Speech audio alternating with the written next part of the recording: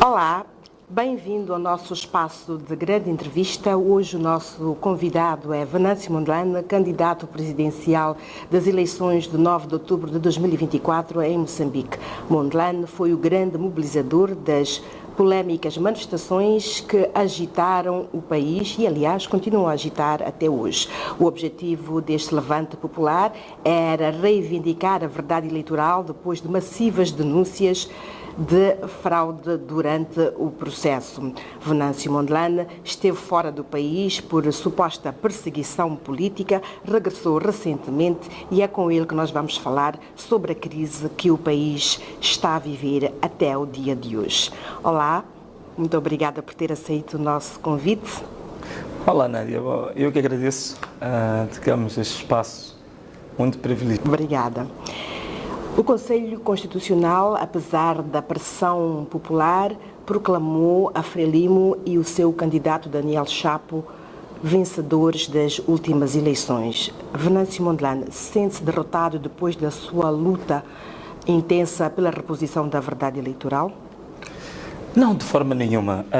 Nádia, é preciso verificar duas coisas. A Frelimo ganhar por via da fraude, da burla, da manipulação e o uso da força policial e outro tipo de violências em que a Frelimo é espetacular, isso já não é novidade. E não pode ser o termômetro para a gente dizer se a nossa luta foi bem sucedida ou não, porque a Frelimo faz isso nos últimos 30 anos.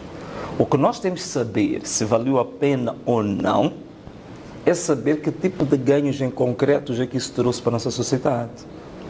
O primeiro ganho que isso trouxe para a sociedade moçambicana é exatamente a tomada de consciência dos moçambicanos que o direito à manifestação, que a busca da verdade e da justiça não é um luxo, é um direito constitucional básico. É algo fundamental e primário. As pessoas agora, como dizem muitos, abrimos os olhos. Portanto, do ponto de vista cívico, este é um resultado espetacular, porque não é para hoje. É para hoje, é para as gerações vindouras. Segundo ganho que eu acho fundamental no meio disto foi a exposição nacional e internacional do esquema fraudulento da Frelimo a um nível que nunca havia sido exposto antes.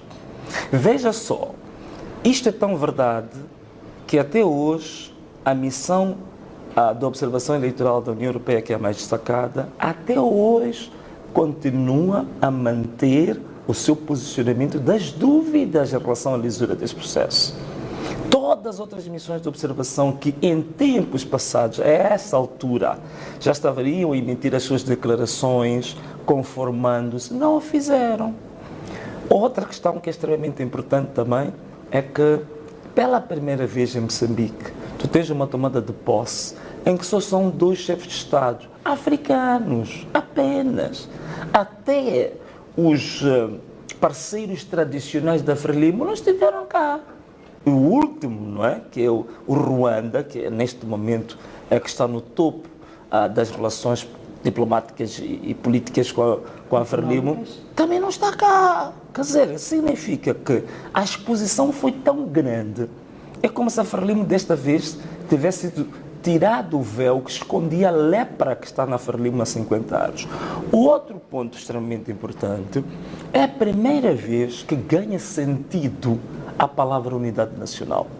Falou-se muito disto, mas de uma maneira abstrata, sem conteúdo. Desta vez, praticou-se a verdadeira unidade nacional. As pessoas ficaram um mês fazendo uma coisa que não se fazia há muito tempo em Moçambique. Em conjunto, nos vários bairros, nos distritos, nas províncias, no meio da rua, na estrada, a cantarem o hino nacional e mais, Nádia, de mãos dadas. Independentemente do extrato social ou econômico que a pessoa pertencia, ser vendedora da rua ou ser o homem mais rico da cidade de Maputo, estavam lá de mãos dadas a cantarem o hino nacional. E mais, outra coisa extremamente importante agora que eu quero referenciar, a afirmação da nossa africanidade. Também exaltamos o hino da África. Eu sei que houve problemas porque algumas pessoas nem sequer conheciam a letra do hino da África, mas as pessoas foram consultar, estudavam isto à noite. O que isto significa? Que estás a aumentar a educação cívica e cultural, a identidade cultural histórica como africanos foi exaltada neste período a um nível jamais visto. Então, isto tudo, Nádia, são ganhos imensuráveis. O que a Frelimo não conseguiu fazer ao longo de 50 anos, que nos dividiu em tribos, nos dividiu em clãs, nos dividiu em regiões. Isto tudo foi ultrapassado. Em 3 meses corrigiu-se um erro histórico de 50 anos. E o quinto, só para terminar, é a determinação, apesar do Conselho Constitucional ter proclamado os resultados que proclamou, mas há uma determinação inflexível, tu notas nas pessoas a dizerem que estamos dispostos a continuar a lutar pela justiça e pela verdade. E nota uma coisa, essa luta ainda não parou. É uma etapa. Pois, e a chegar mesmo aí, de que forma pretende continuar a potenciar este sentimento que despertou nos moçambicanos de cidadania e de busca e de luta pelos seus direitos? Olha, uma das coisas que eu devia ter falado nos ganhos, mas também dá para responder a tua pergunta. Uma das questões importantes que nós vamos continuar a fazer é continuar a despertar as pessoas para os seus direitos. Um dos assuntos, só para não dizer que estou a falar assim de forma abstrata, não sei o quê, vou dar um exemplo muito claro daquilo que estamos a fazer e vamos continuar a fazer. É a relação entre as comunidades e o grande capital internacional. A indústria extrativa, sobretudo, das minas, dos ouros, petróleos, por aí fora. Hoje, há aquilo que chama-se ADLs, são chamados Acordos de Desenvolvimento Local. Já começam algumas comunidades a fazer contratos e acordos diretos com essas empresas. Foi o que aconteceu recentemente com a Sasol? Foi o que aconteceu recentemente com a Sasol em Açoro. É o que está neste momento a ser programado em Tupuito, em Nampula, Moma. Isto sinaliza a irrelevância do governo ou a não atuação do governo, portanto, na defesa dos interesses dos cidadãos? Sim, quer dizer, isto é constitucional. Há quem está a dizer que não, isto é contra a lei. Não, não é contra a lei coisa nenhuma. A Constituição da República, ela prevê situações em que as autoridades de direito, ou as autoridades oficiais, quando elas não respondem às necessidades, às expectativas e o clamor do povo, a própria Constituição já tem normas previstas para ação direta ou então normas previstas para outro tipo de alternativas fora dos canais oficiais. Está na Constituição da República, vários artigos falam sobre isso. É o que a população está a fazer. Em Tupuito, a empresa Kenmer disse à comunidade que havia enviado várias tranches dos valores para construir a tal famosa ponte que eles queriam e a estrada, que o governo distrital nunca fez chegar à comunidade. E aí a própria empresa disse que não estamos disponíveis e abertos a negociar diretamente com as autoridades locais, não com as oficiais. Portanto, isto eu acho que reforça a cidadania, não é nenhuma ilegalidade, não é nenhuma rebelião, porque também não é feita de qualquer maneira. A comunidade desenha projetos. Em Açoro eu vi como é que isso é feito. É um processo muito bem criterioso, disciplinado. Portanto, a comunidade desenha os projetos, discute as prioridades. Queremos ponte, queremos água, queremos estrada. O que é que nós queremos? Discutem e depois assinam um acordo prévio com essa comunidade e fazem chegar à empresa. Depois formam-se equipas mistas da empresa e da comunidade para monitorar a implementação. Portanto, isto é espetacular. Isto nunca foi visto em nenhuma parte da história de Moçambique que está a acontecer agora. É uma das coisas, Nádia, que nós vamos continuar a fazer. Outro aspecto que nós vamos continuar a fazer é aquilo que chama-se continuamos digamos assim, a exercer uma democracia ativa. Né? Porque há esta democracia de estar sentado e querer os seus direitos, não sei o quê. Mas há uma democracia ativa que nós queremos continuar E um dos exemplos foi o decreto que eu, há pouco tempo, ontem, fiz o primeiro decreto daquilo que eu chamo do governo do povo e que hoje já está disponibilizado ao público. Portanto, é isto que vamos continuar a fazer. Vamos continuar a debater, vamos continuar a pôr a nu às políticas públicas desastrosas deste regime que não vão mudar. Agora está mais do que provado.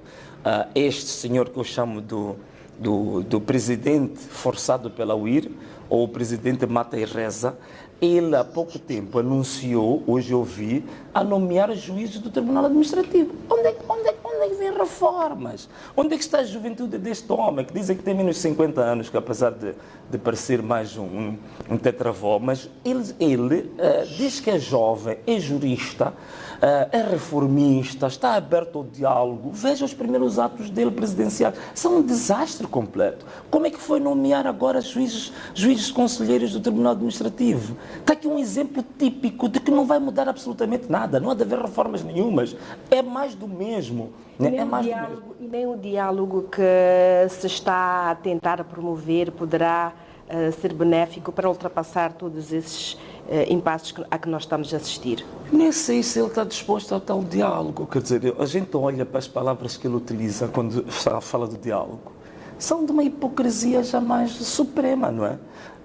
De que estamos sempre abertos ao diálogo, vamos ouvir a todos, porque tu notas, quer dizer, palavras que saem de uma boca cujo coração não acredita nas próprias palavras que pronuncia. Portanto, é aquele exemplo. Portanto, tu notas no semblante, na imagem, na linguagem corporal, que é tudo fachada, é um eufemismo só para a imprensa dizer que registou que ele está disposto ao diálogo, mas na essência tu notas ali uma arrogância de todo o tamanho e tu notas de fato como está vedado para o diálogo. Isso não resta dúvida. Está apenas tentando ganhando tempo, está tentando agora apenas ter domínio sobre as Forças Armadas e dos órgãos públicos. É a única coisa que ele está a tentar fazer. Já houve algum passo de aproximação entre o Venâncio e o Sr. Daniel Chapo?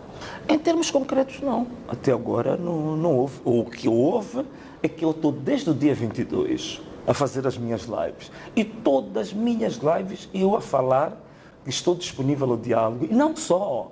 Eu levantava questões concretas que eu haveria de levar para a mesa do diálogo, para a mesa das negociações. Quais são as condições que impõem para um diálogo? Eu nunca escondi isso. São as mesmas desde o dia 24 e, na verdade, boa parte delas estão neste decreto que eu lancei há pouco tempo, que voltar a dizer-te agora, assim, muito rapidamente. A primeira, para mim, a mais importante é eliminar por completo a violência policial sobre o povo.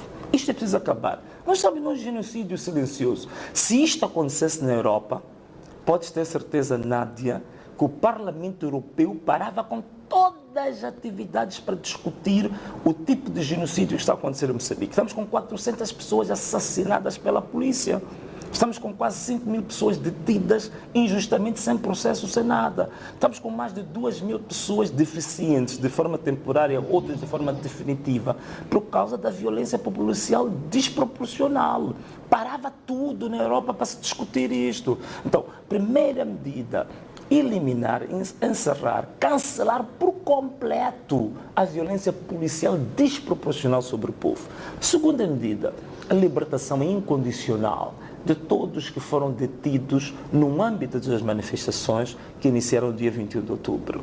A terceira medida importante, assistência médica medicamentosa para todos aqueles que foram, digamos assim, afetados física e psicologicamente pela violência policial que lhes foi imposta. A outra é a indemnização, num valor não inferior a 200 mil meticais por cada família que teve um parente assassinado pela polícia. Outro ponto são medidas mais de âmbito econômico. Portanto, queríamos que houvesse uma linha de financiamento aprovada para a recuperação econômica relativamente às pequenas e médias empresas que foram afetadas durante as manifestações. A outra linha de financiamento que seria para startups, para os pequenos negócios de jovens e de mulheres para o futuro. Eu acho que estas são das mais importantes. Existem outros detalhes pequenos, mas isto é importante. A reativação do lanche escolar. Eu disse isto. Alguns acharam que é uma brincadeira, que não sei o quê, mas é real isto. E em Moçambique já tivemos isto. Nos tempos que Moçambique era muito mais pobre em termos de recursos do que hoje, Moçambique já teve lanche escolar gratuito nas escolas. Então temos que reativar isso. Não faz sentido. Nós estamos a falar de carregamentos de gás Neste momento, eu perdi as contas, estive a fazer as contas do ano passado, quando estávamos na campanha, mas nós estávamos a falar de mais ou menos do encaixe de quase 8 bilhões de dólares nos cofres do Estado por causa do gás natural liquefeito de Cabo Delgado. Não faz sentido nenhum. Como é que o país encaixou 8 bilhões de dólares de exportação de gás natural liquefeito e você não tem a distribuição disto pela população? Você tem crianças que estão nas escolas subnutridas. Atenção uma coisa, quando a gente fala de lanche escolar é porque Moçambique é um dos países que tem a maior taxa de desnutrição crônica no mundo. Então tu não podes ter os recursos e tu olvidares esta parte fundamental da nutrição, que é das mais graves do mundo que tu tens. Portanto, não é um capricho, não é nenhum populismo. Preciso reintroduzir o lanche escolar para as crianças na escola. Portanto, isto aqui são questões básicas. Aí vai valer a pena as pessoas dizerem assim, olha, estivemos na rua, fomos baleados, fomos maltratados, morreram os nossos irmãos. Mas com estas medidas, são medidas paliativas. E o povo vai entender que, olha, pela primeira vez se pensou em nós. Porque todos os acordos políticos depois das crises pós-eleitorais em Moçambique são sempre acordos de políticos para políticos. Ou distribuem os lugares no Parlamento, ou distribuem os lugares nos órgãos colegiais, como o Conselho de Estado, tantos outros por aí fora, arranjam lugares em empresas públicas, em empresas privadas participadas pelo Estado, distribuem-se os lugares e arranjam um acordo à volta disso, e depois o povo normalmente nunca beneficiou de nenhum acordo entre políticos nas crises pós-eleitorais desde 1994 até hoje. É daí que eu estou a introduzir essas medidas económicas e sociais, para ver que se pela primeira vez este povo também sinta que há um acordo feito por eles, mas que nós também podemos beneficiar. Portanto, não vê vontade de inclusão de sensibilidades políticas e sociais diferentes na presidência e nem no governo da Frelimo? Não vejo absolutamente nada disso. Vai ser mais de uma arrogante, como se disse ao longo dos últimos anos. A Frelimo continua arrogante e não sei se ela vai deixar de ser. Não sei se ela vai deixar de ser. Não tirou nenhuma lição dos Não tirou absolutamente nenhuma. Ficou mais radicalizada, ficou mais violenta e ficou louca. Quer dizer, é uma violência ao nível esquizofrénico. Porque hoje já estão a fazer até raptos nas casas das pessoas e executar as pessoas nas matas. Então é a concretização da revanche que muitos suspeitavam que iria acontecer após as eleições e os protestos? Sim, quer dizer, essa previsão foi bem feita, porque felizmente, as pessoas realmente conhecem muito bem a Frelimo. A Frelimo é uma organização, como bem dizia Elísio Macamo, que hoje está com outro tipo de ideias, dizer que a Frelimo tem todos os ingredientes de uma organização criminosa. Quer dizer, não restam dúvidas quanto a isso. Como é que agem as organizações criminosas quando são questionadas? Reagem com violência. E violência cada vez mais acrescida. Aquilo que posso chamar da violência geométrica. Isto é, quanto mais tu clamas pelos teus direitos, o nível de violência das organizações criminosas também cresce na mesma proporção. Quanto mais tu clamas pelo direito, mais aumenta a violência sobre ti próprio. Portanto, não era de esperar outra coisa. Não era de esperar outra coisa. Veja só, como é que é possível? Como é que é possível? Em 3 meses, as armas da polícia terem morto muito mais do que matou a Covid. As pessoas morreram mais com balas da UIR do que com Covid. Em 3 meses, tu tens um nível de violência, de mortes, em termos proporcionais, maiores do que tu tiveste nos 16 anos de guerra em Moçambique.